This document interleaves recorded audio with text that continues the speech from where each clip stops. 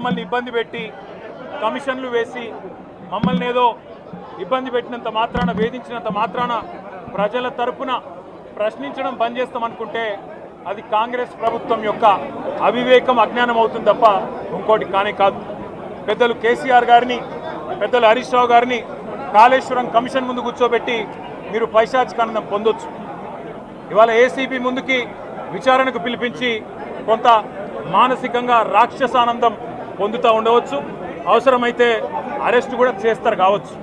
కానీ ఒకటి పక్క, తెలంగాణ కోసం గతంలోనే జైలుకు పోయి వచ్చిన వాళ్ళం.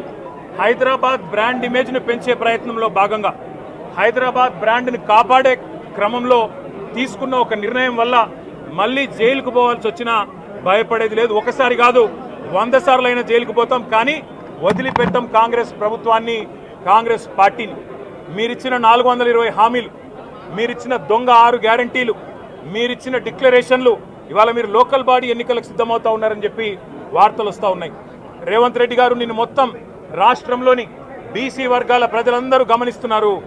42% రిజర్వేషన్ ఇచ్చి 42% రిజర్వేషన్ ఇస్తాం అని కామారెడ్డి డిక్లరేషన్లో చెప్పి మోసం చేసి ఈరోజు స్థానిక సంస్థల ఎన్నికలకు మరి రిజర్వేషన్ ఇవ్వకుండానే పోతున్న వైనాన్ని కూడా బీసీలు గమనిస్తూ ఉన్నారు. రైతు బంధు పేరిట ఎలక్షన్ బంధుగా మార్చి ఎలక్షన్లు వచ్చినప్పుడు మాత్రమే రైతు బంధు వేస్తున్న విషయాన్ని రైతులు గమనిస్తున్నారు. నెలకు 2500 ఎగ్గొట్టిన విషయాన్ని ఈ రాష్ట్రంలోని మహిళలు గమనిస్తూ ఉన్నారు. 2 లక్షల ఉద్యోగాలని చెప్పి నువ్వు చేసిన మోసాన్ని ఈరోజు రాష్ట్రంలోని యువత గమనించింది. కాబట్టే నీ దగ్గర చెప్పుకోవడానికి సమాధానం లేదు, చెప్పుకునేందుకు ఏమీ లేదు. కాబట్టి ఏం చేయాలి, నువ్వు ఏదో ఒక డైవర్షన్ మీద ఏదో ఒక రకంగా ఒక కమిషన్ అని, ఎంక్వైరీ అని, ఏదో జరిగిందని, ఇదిగో పులి అంటే అదిగో తోక అని, నువ్వేమో దున్నపోతు తినిందనగానే నీకు తయారుగా నీ జోడీదారు బీజేపీ రెడీగా ఉన్నాడు. నువ్వు దున్నపోతు తినిందనగానే వాడు దుడ్డని కట్టేయని వాడికి వస్తాడు. మీ ఇద్దరి దొంగ భాగోతం, మీ ఇద్దరి దొంగ నాటకాలు తెలంగాణ ప్రజలకు అర్థమైనాయి. మేము మాత్రం వాళ్ళ పెడితే గిడితే ఒక వ్యక్తినో 2 వ్యక్తులను జైల్లో పెడతాం, కానీ లక్షలాది మంది కేసీఆర్ సైనికులను టచ్ చేసే ధైర్యం నీకు లేదు.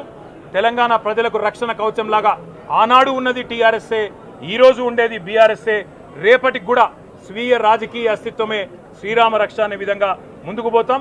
నువ్వు ఒక్కసారి కాదు 100 సార్లు పిలిచినా వస్తా, 100 సార్లు నిజమే చెప్తా. నువ్వు లై డిటెక్టర్ పరీక్షకు నీకు దమ్ముంటే నువ్వు మగాడివైతే రా.